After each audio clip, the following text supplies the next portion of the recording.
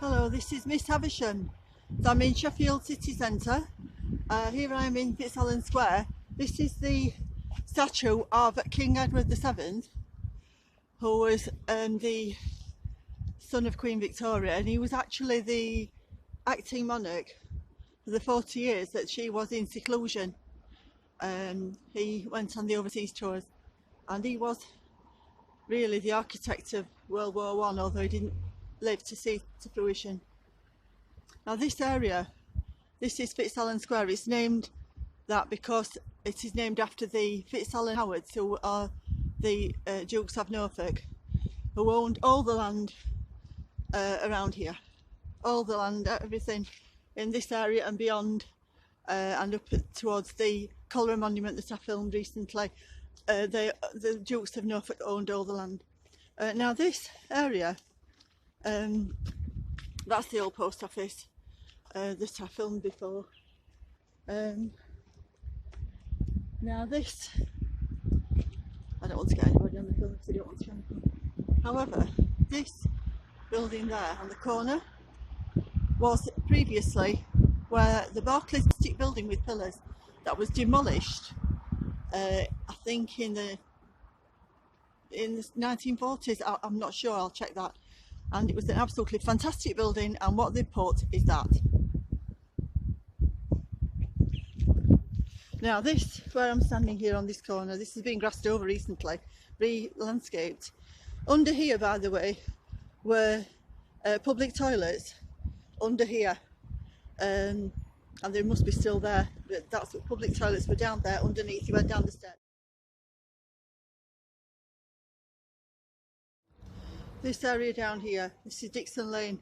This was leading down to the old Rag and Tag Market that was demolished in the late 60s and made into a car park. This area down here was full of fruit stalls. It was a thriving area. This is where the old Corn Exchange would be, and this was demolished in the late 50s to make way for this, which was the Woolworths building. So this is the site where the Sheffield Castle stood. It was ordered to be demolished by Oliver Cromwell, so we're told. But it was a huge castle with a moat. The confluence of the rivers Don and Sheaf formed the moat. And this was the site of the Castle Market, which was built in the 50s, and it was demolished about 3 years ago. And now it's going to be made into a park area. They've left us a window to see through, but we can't see much now. They've done the demolition work. These are just some old photographs showing old photos, excavations of the Castle Drawbridge Pier, 1958. That's what that shows. And scenes in the old market hall. Days gone by. It was a thriving market, but it has now gone. So exactly opposite, across the road, we have the old courthouse. This was the former High Court building, and it's been empty for about 20 years at least. And it was formerly the town hall, supposedly built in 1804, which I don't believe. I think it was already there, but the clock tower may have been added on top. However, it's obviously something has occurred because the windows are buried.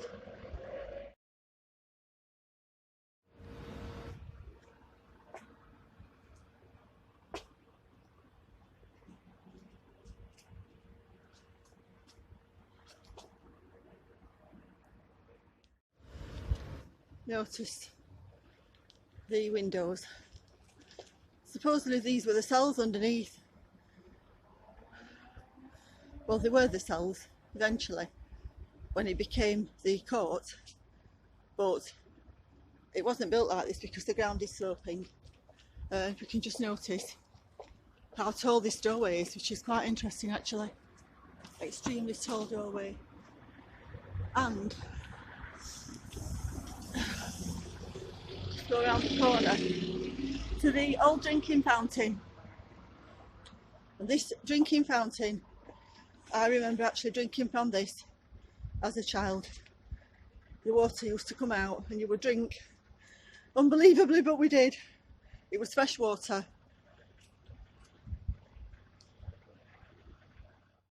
This is another road sign I find very interesting. It's ostensibly for the cycle lane, however, I think this is nothing more than a real spool of film, and it's showing us that everything's on a film, and it's like a cinema reel of film. So this is an example of an old street sign.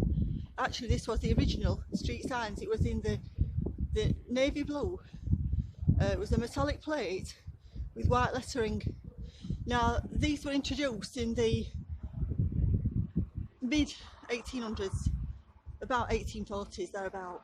Before that, no streets had name signs, and then it was decided, as the population was increasing, they needed road signs, and houses didn't have numbers either.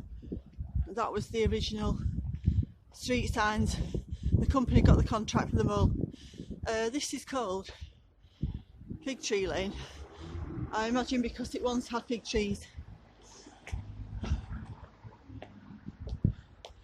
And if we go up here with these cobbles, still got the cobbles. This was the original Sheffield hospital for women.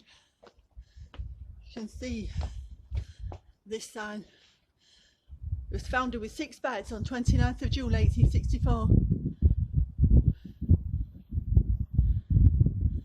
So this was the first hospital for women. Can't imagine it now, this building like this.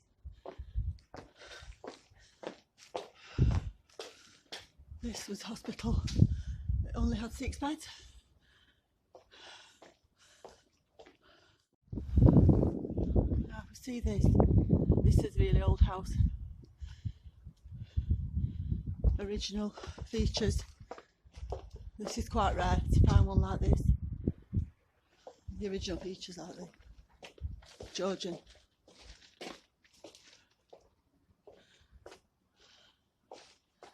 However, where I'm heading to is to Paradise Square.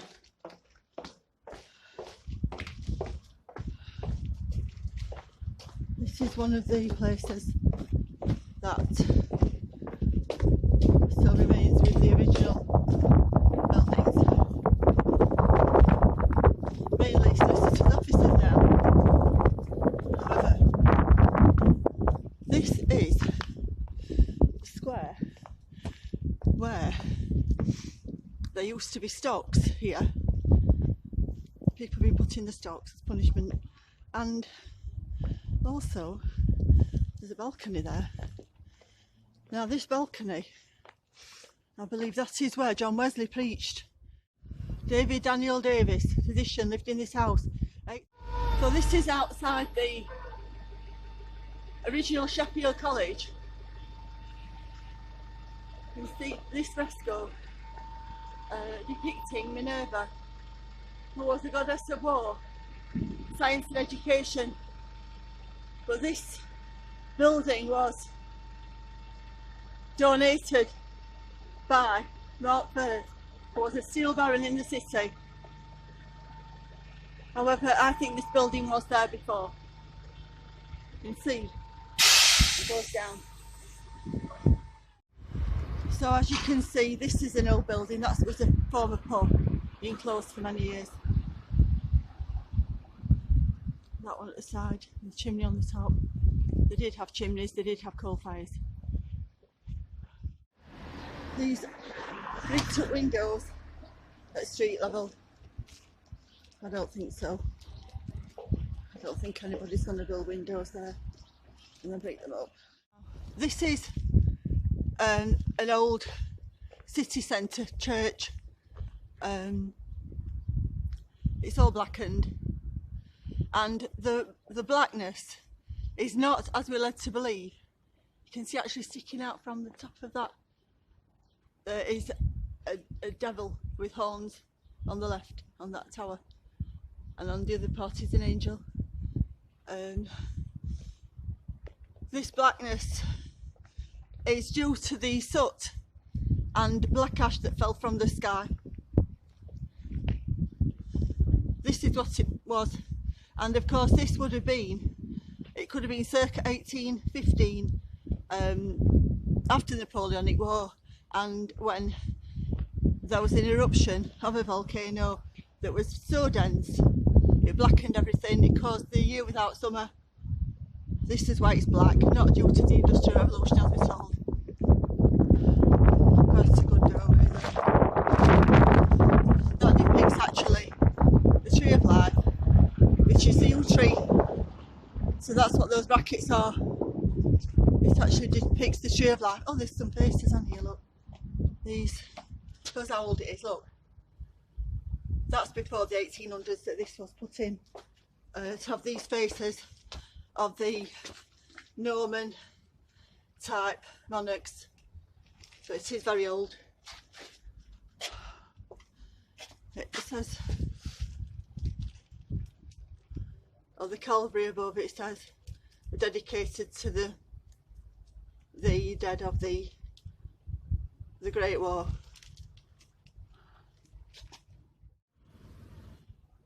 So as you can see up there, on the other side is a winged lion of Babylon and something else sticking out from the other side, which I can't make out.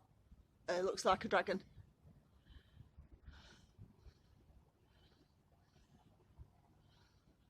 And this will have been the, no doubt, the vicarage building for the clergy. And of course it goes down.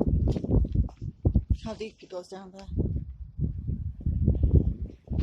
There's actually some steps. There's a gate going down.